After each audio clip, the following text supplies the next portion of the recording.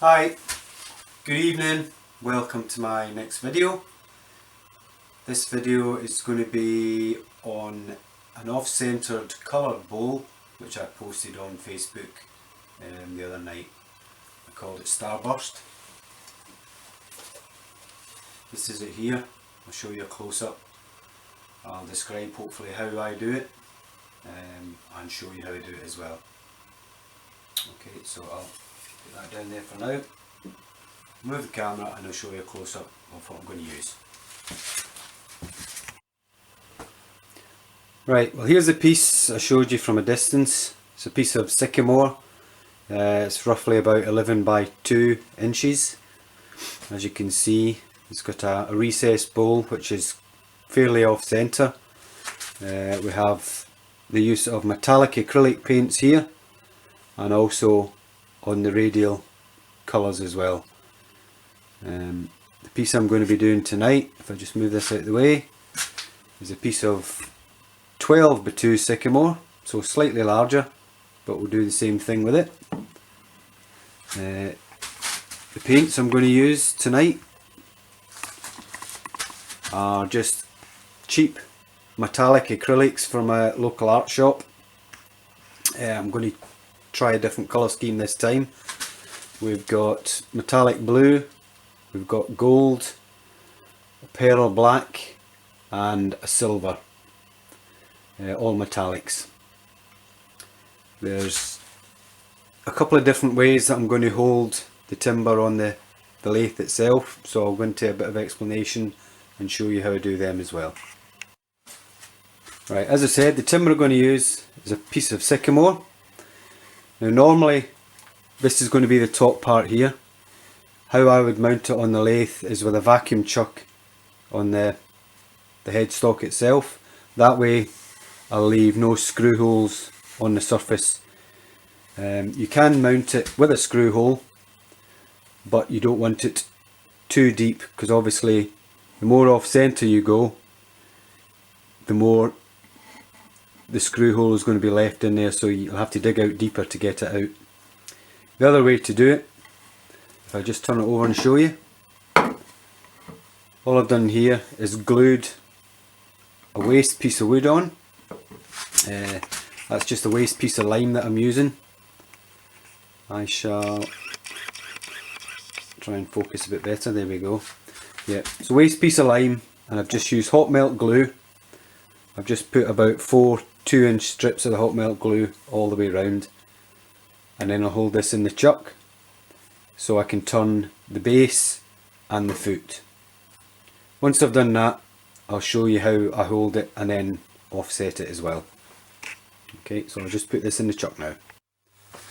Okay, just a very quick thing prior to me starting turning. Excuse me, I'm just wandering about.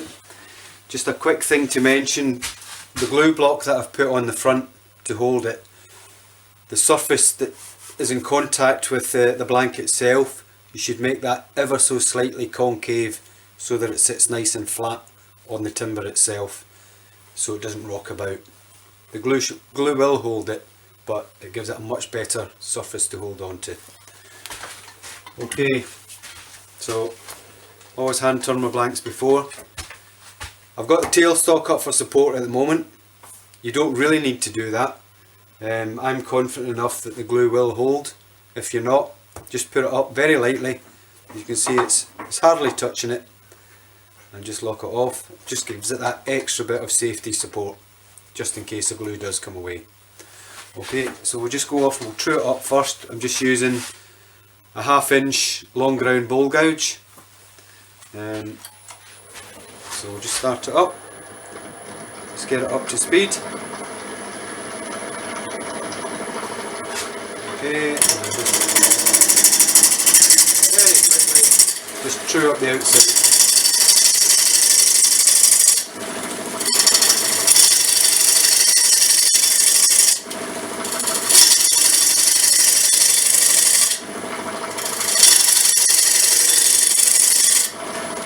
Almost there.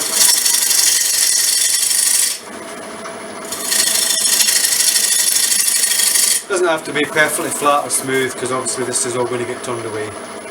can still feel just a small bump in the top there, so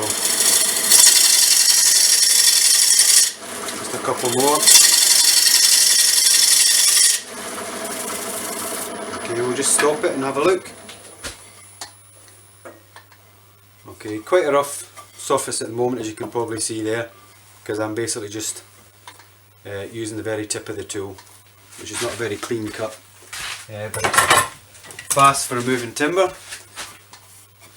So I'll just go to a standard ground ball gouge and just make it a bit neater.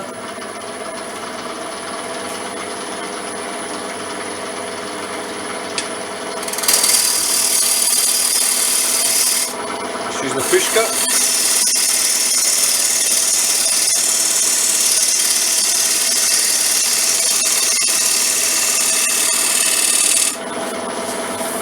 And I can feel that's a lot better.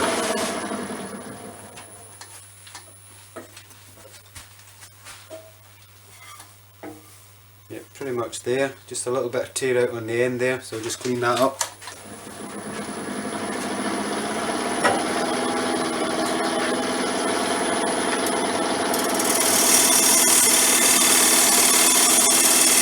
Yeah, just a nice, sorry about that, slow traverse across the surface.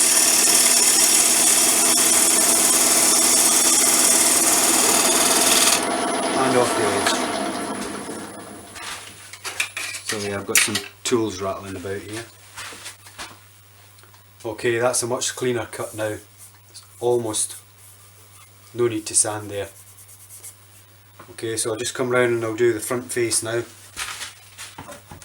And again, I'll start off with quite an aggressive cut to take most of the timber away and give me a good initial shape. Give myself a bit more room with the tailstock.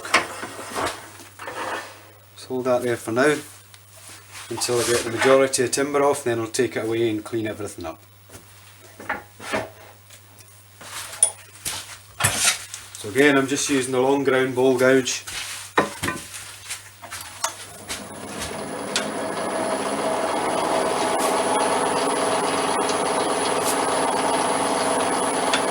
just dragging with the tip.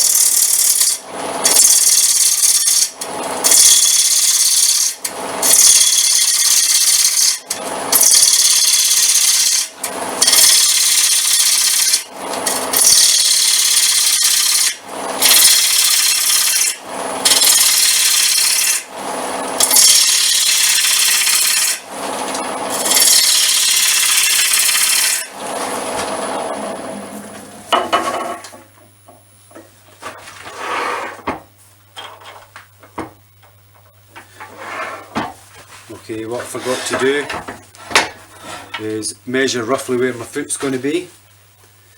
Now I know the way I'm going to hold it, which I'll show you shortly, is a 102mm foot that I need. So if I make it just slightly larger, 102, so that's 51, so if I just do it 103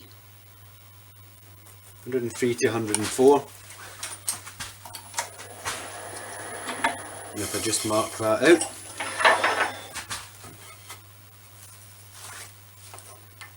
I'll just put my pencil on the mark, and that's going to be roughly the size of my foot. And as you can see, this bit of timber is fairly dry and punky looking. It's got quite a lot of grain tear out there, but I'm not too worried about that just now. Okay, so what I will do is I'll leave the tailstock out the way.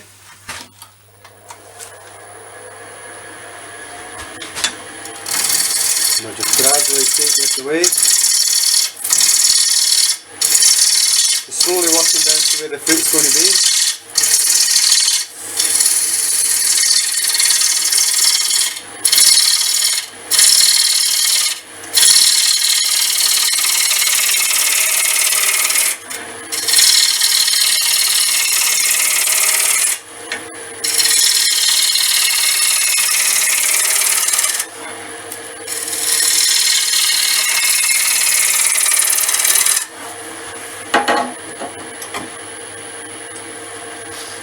Okay, I'll just move to a push cut now.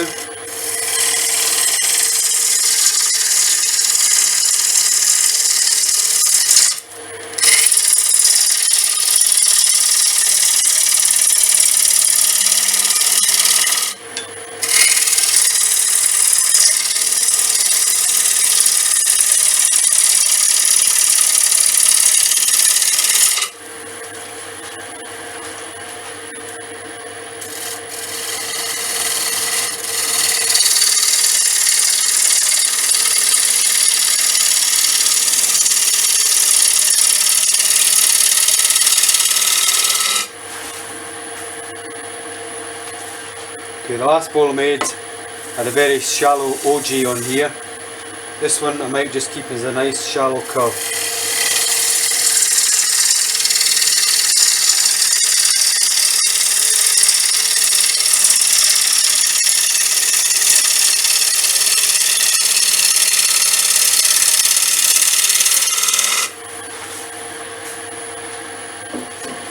Okay, so I've marked my foot out here.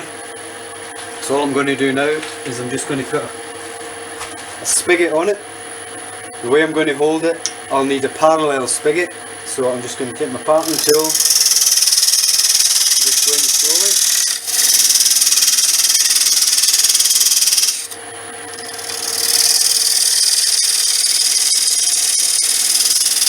Okay, now this isn't going to be the final size, this is just the rough size that I marked earlier.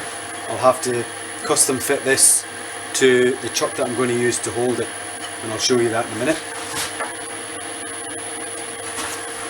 So I'll just bring this round, take very shallow cuts.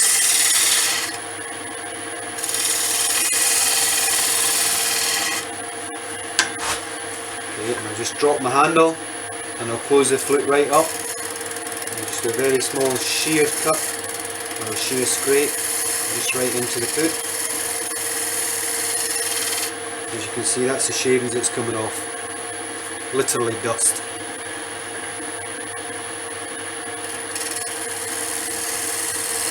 Okay, so that's the inside done, so I'll just continue along here now. What we'll do is I'll swap to my other gouge, because it's got a smaller profile bevel on it. And it's just somehow tends to give me a better curve.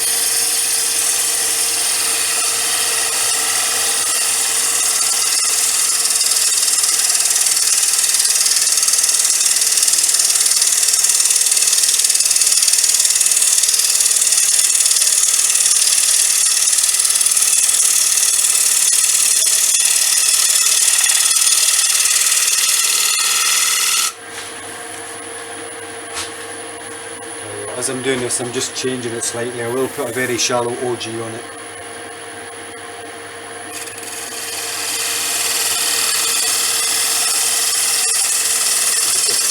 Tiny shaving taken off.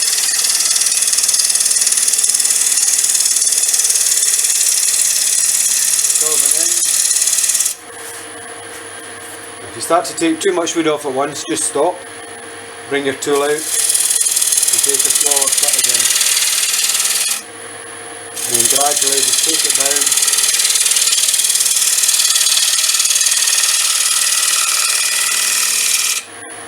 Until you get the size of that.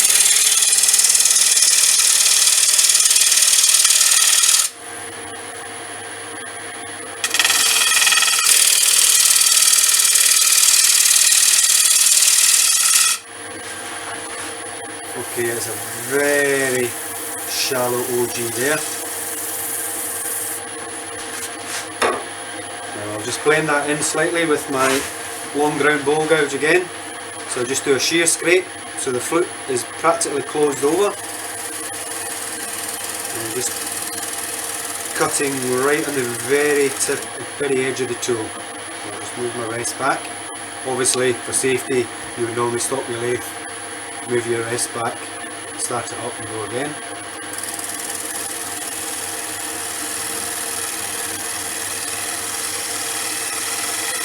So taking, as you can see, coming up at the end of the tool, practically dust that's coming off.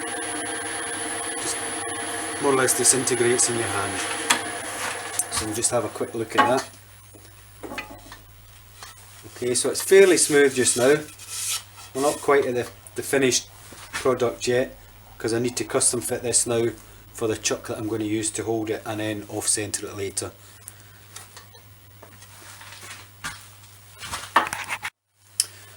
Okay, this is the chuck I'm going to use to hold it, to do the face and to off centre it. It's a waste piece of wood with a parallel recess on the inside. And all I'm going to do is jam that on the foot. It's got to be a really snug fit, because that's all that's going to be holding the timber on when you reverse it round and put it off centre. So it's worth your time taking just a hair off, stopping, checking, take another off, stop and check until you get you want a very tight fit. So it's a case of, it's not quite there and a hit on and it will go on, because this needs to be rock solid on there, otherwise it will just come flying off.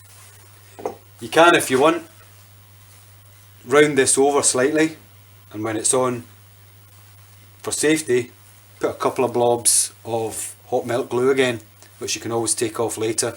Just use a hairdryer or something to heat the glue up. The glue will melt, and then you should be able to knock this off.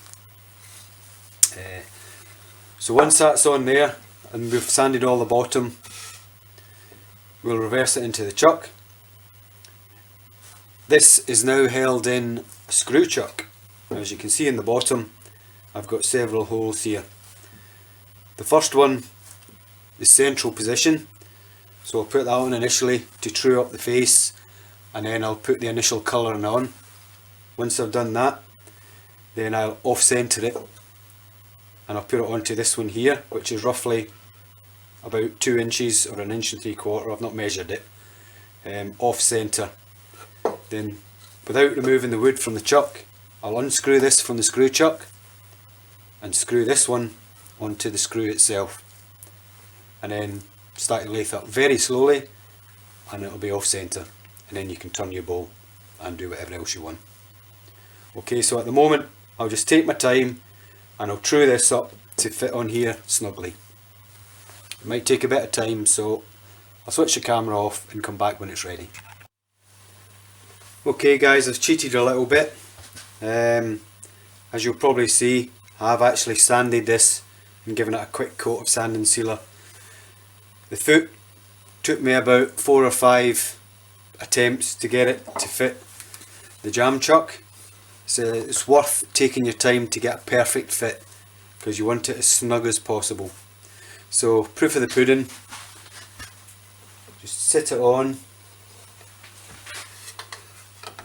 and you want to almost be able to have to hit it on with a hammer.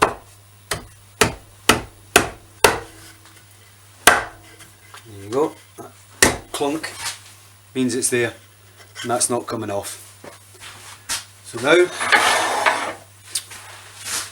what I'll do is I'll take it off the glue chuck, get rid of the glue chuck, and I'll mount it on the centre of this chuck. So I'll just take it off, I'll fit the screw into the jaws, like so, nice and tight. Okay, so centre hole,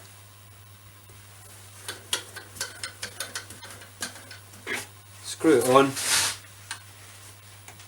and when you're doing this point, always hold your jam chuck rather than holding the wood when you're tightening it up, because you could twist it ever so slightly. Okay, there's lots of ways you can get rid of the jam chuck here, or the sacrificial glue chuck. You can heat the glue up with a hairdryer and peel it off. You can turn it completely off, or you can just turn it back ever so slightly. What I'll do, because I want to use this wood block again and again, is I'll just bring the tailstock up for a bit of support, and I'm just going to remove the hot melt glue with a gouge.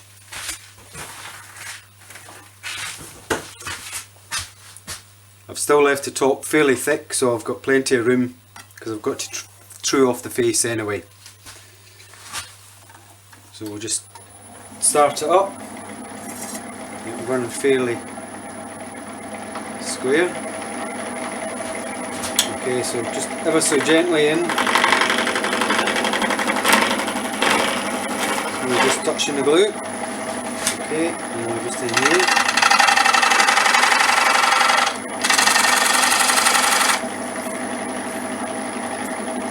A little bit more.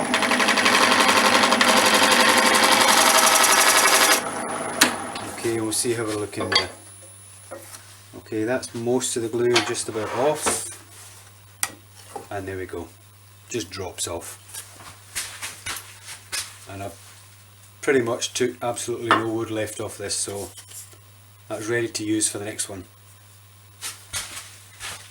So now all we're going to do is true up the face, get it nice and flat, ready for our colours. So I'll move the tailstock out of the way. Now I am confident that my jam chuck is tight enough, so I'm not going to bring up the tail centre. So again, we'll just turn by hand.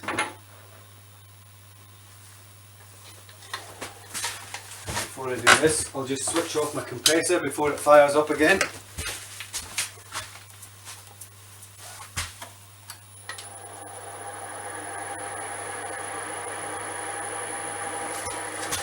Okay, so just very quickly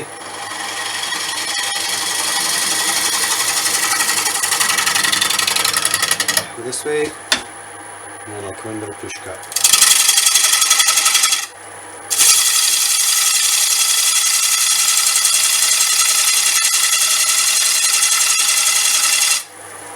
Probably afford a little bit more speed on that.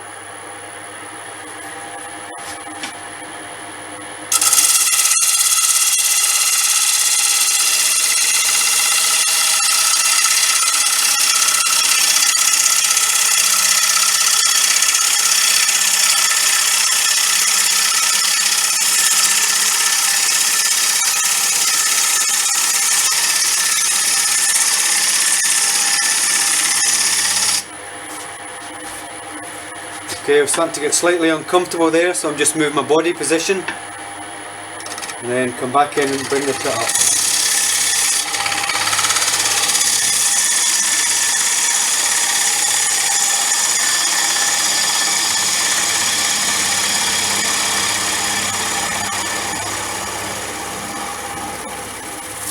Okay, it's nowhere near smooth enough yet, but I'm just going to check for square. If I can find my ruler somewhere. Okay, I've got a straight bit of wood, paint stirrer. Okay, so this is showing me we're still slightly high in the centre. I'll just come in, take another skim off.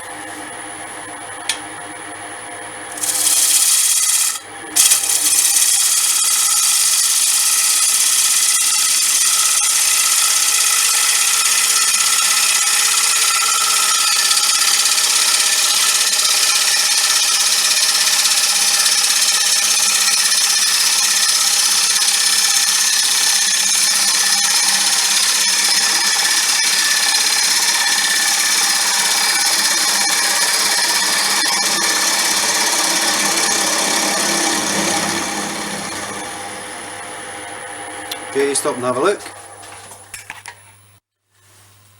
Okay, so we're fairly smooth there now, so we'll just go down to sanding. So again, I'll switch the camera off because the extractor's noisy and we don't want dust flying everywhere. Then I'll come back once we're sanded. Okay, so that's the surface all cleaned up now.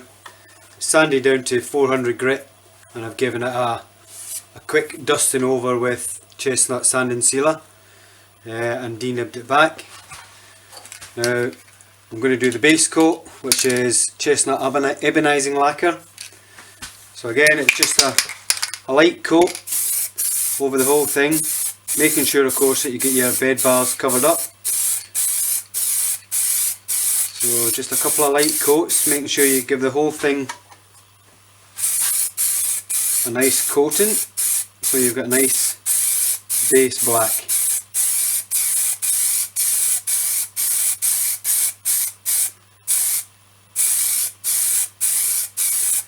This stuff is really good, it dries very quickly. That's one of the reasons why I use it. You can use other stuff, but I'm quite happy using this. Gives me an excellent finish that I want, and as I said, it's very quick drying. I'll just give it a quick turn round to make sure I can't see any light spots.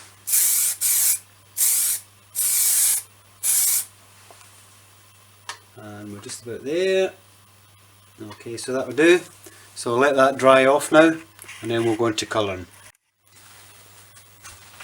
Okay, so now it's time to add the colour. As I said, I've not used these colours before, these particular colours, so I'm not quite sure how they're going to turn out. Okay, I'm going to use silver to start with. So what I'm going to do is sponge it on with a small sponge, and I'm just going to cover the surface. Just totally random pattern. So the main colours that I'm going to use to start with are silver, gold and pearlescent black. So not quite sure how the black's going to work because it's a black base, but we shall give it a try. We can always see how it works.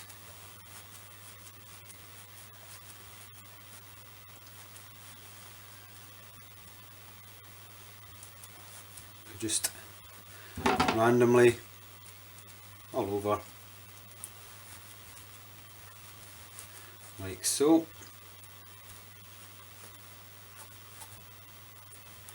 Now you can do these with a natural sea sponge, but in this country they're quite expensive, so I'm just using a cheap piece of sponge that I got from a DIY store. Okay, so we'll just leave that at the silver just now. Try a bit of gold metallic. You don't really need a lot of these paints either, so it lasts quite a while. But they are relatively inexpensive anyway. So we'll try the gold on top of the silver.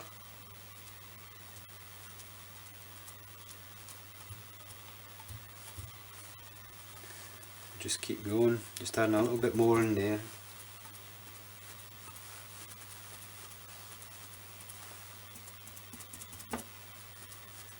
It's nice to leave a bit of the base black going through.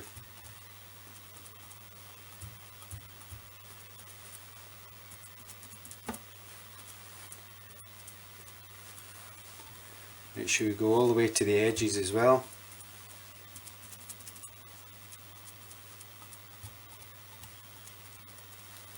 You can always add more paint towards the end if you're not too happy with the effect that you've got. Now this acrylic actually takes longer than the lacquer that I've put on to dry, so you just got to be patient. Coffee time, or you can leave it overnight. Okay, so now I shall try some pearl black. As I said, I'm not quite sure how that's going to work over the base black, but we'll give it a try. So again, just dab it on the sponge.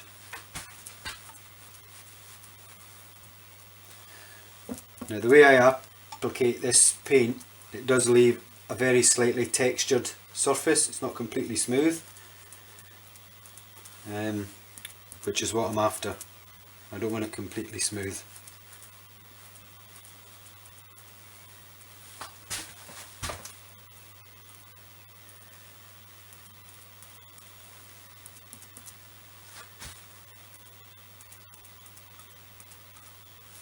I'll just carry on until I'm finished, and then we'll show you what I've got. Okay, so that's the first lot of colours applied. I'll let them dry off now. And then what I'll do after that is I'll seal them with some sanding sealer again before I move the whole thing off centre, and then turn the bowl and then add the final colours. Okay, so we'll let that dry now, so we'll go and have a coffee or leave it overnight. We'll see what's first. Okay. Okay guys, now comes the fun part as the paint is now dry.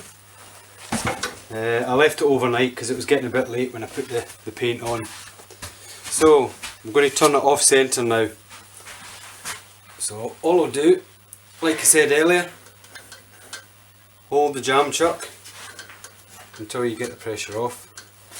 And now I'm moving from the centre hole here to this outside hole, which is roughly just under 2 inches from the centre. So I'll just start the screw off to start with, okay, and then hold the jam chuck as I screw it on. Nice and tight. And if I just rotate it by hand, you see how off centre it is. So the centre now is about here. Okay, so to start off with, I'm just going to roughly mark out with a bowl gouge where I want the bowl part to be. In other words, how close to the edge I want it on this side.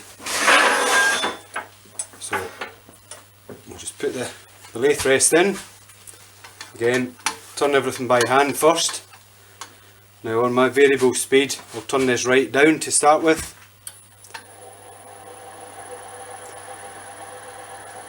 And then slowly I build it up.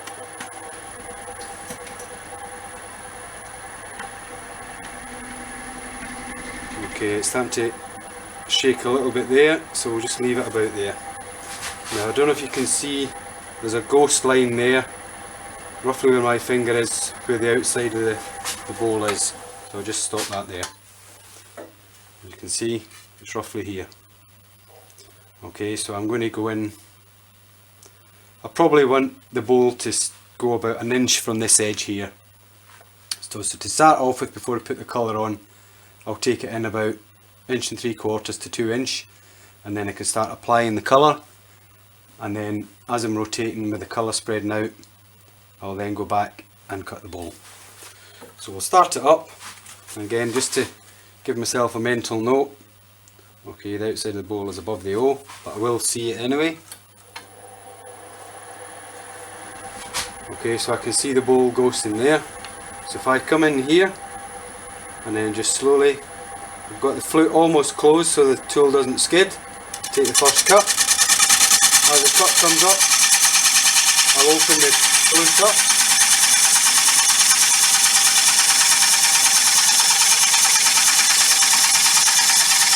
And I'll stop there. And I'll just stop it to see roughly how we are. Now I've noticed in a few cuts this wood is very, very dry and it's tearing out quite a lot. So we'll just have to be a bit more careful. Okay, that's just about there. I'll take it a wee bit more. Okay, so I'll just sharpen my gouge again, see if that gives me a better cut. Okay, so I've sharpened the tool. Start her up again and see how it cuts. So again, I'm going with the flute almost closed. Nice gentle cut, and open up as I'm going in. Okay, I'll just take a bit more of that off. Already I can see the shavings that are coming off look cleaner.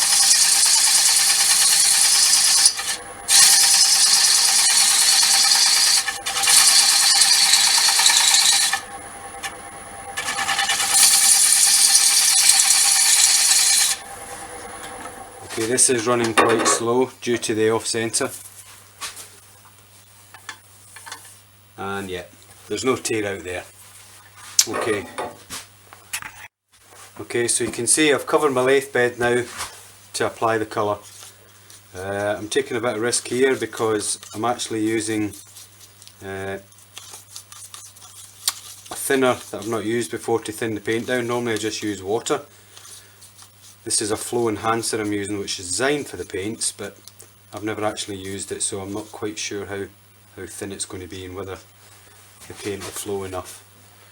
So what we'll do, we'll start the lathe up. Ideally I'd like to go a bit faster so that the paint throws itself out more. I will see if I can go any faster without it shaking to bits, but we'll put it on first. So the paint's well mixed in my pot, and all I'm going to do is take the brush and build up a layer of paint.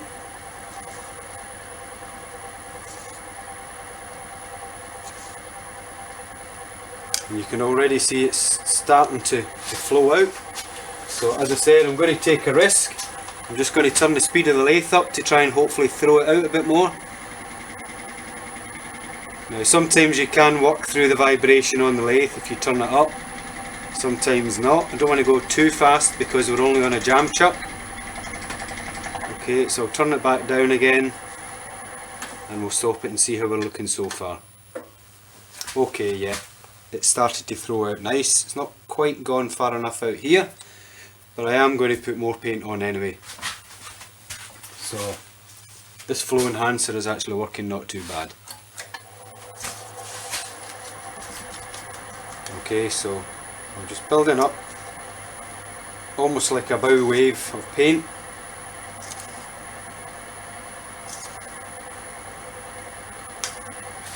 And again, I'll just turn the speed up slowly.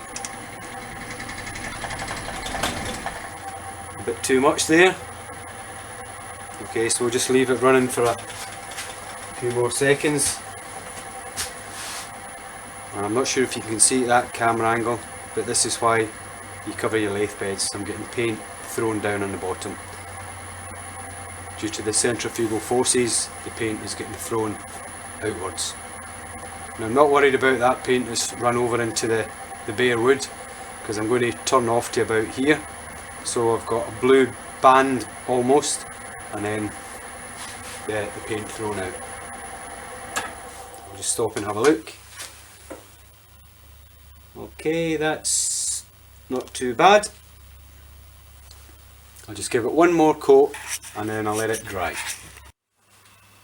Okay, paint's dry and I've given it a quick coat of sand and sealer. So now we'll just go in and finish turning the bowl apart. Okay, so again I'll just start the lathe off nice and slow. And then I'll just turn the speed up to as fast as I feel safe, without it vibrating too much. So we're probably about there. Just going in with a standard bowl gouge. Nice and slow cut.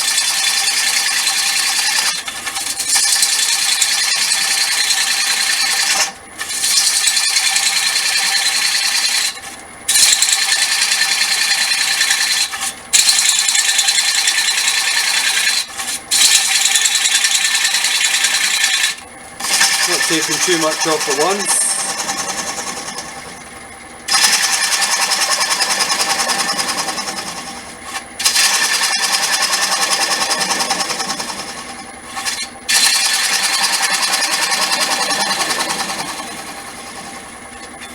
Okay, so we'll work on this edge part of the bowl now just to see where we're going to go.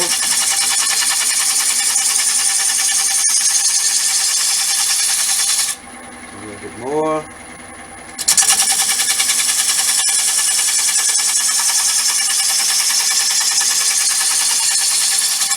So we'll stop again and we'll just see how much we've got to go still. Okay, I still want to go out probably about another ½ inch possibly. So lathe in again, turn by hand and start up. So close the flute, open the flute up as we're going in and rotate the tool round. Same again.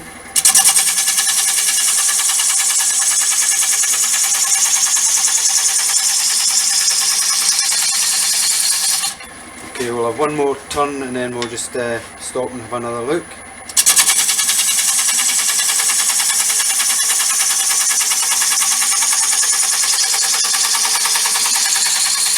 Okay, we'll stop there.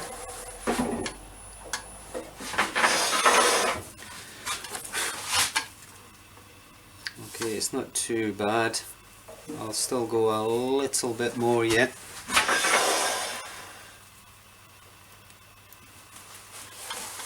Okay.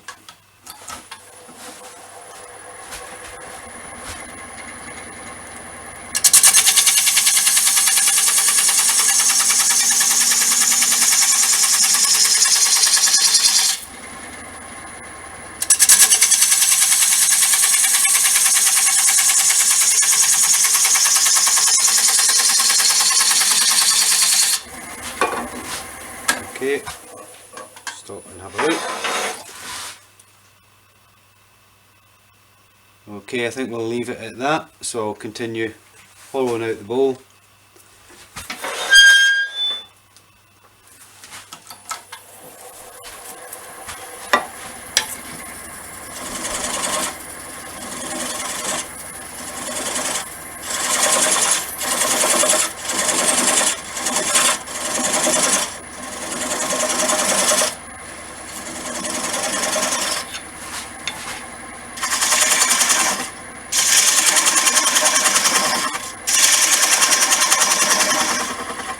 So I'll stop there and then I'll continue until I've finished the hollowing. Okay, so that should be us just about done, ready for sanding. Okay, so as usual I'll switch the camera off just to save the noise and the dust from the sanding. Once I've sanded, I give the whole coat of sanding sealer, and then I'll take it off and I'll put some lacquer on it, let that dry, and then I'll buff it up. Okay, so just turn the camera off to the sanding process. Okay, so that's us completed the bowl part now. I've sanded this up to 600 grit. All I'm going to do now is give the whole piece a coating of chestnut acrylic sanding sealer, and then I'll put lacquer on top of that. Once that's dry, I'll put it on the buff and buff it up. Okay, so pretty much simple. Quick spray, just do the whole thing again. Nice light coat. Okay, just turn it around.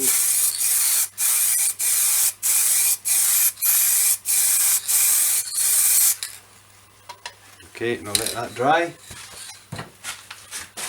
I could always use my impatient method of using my old hairdryer. This lacquer, or this sanding sealer, sorry, does dry very quickly, but as I've mentioned before, I'm quite impatient, so I'll help it along a bit.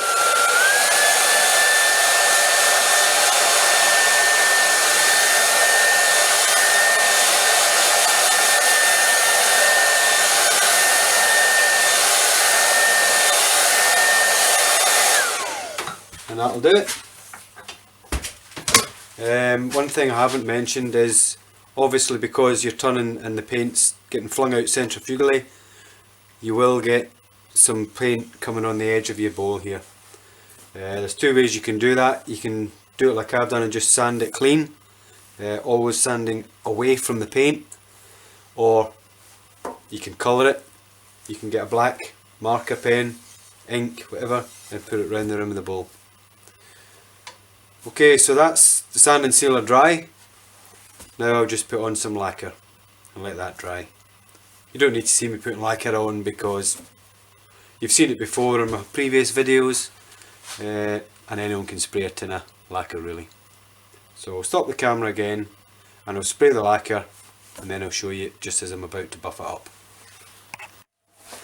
Okay, so that's the lacquer dry now.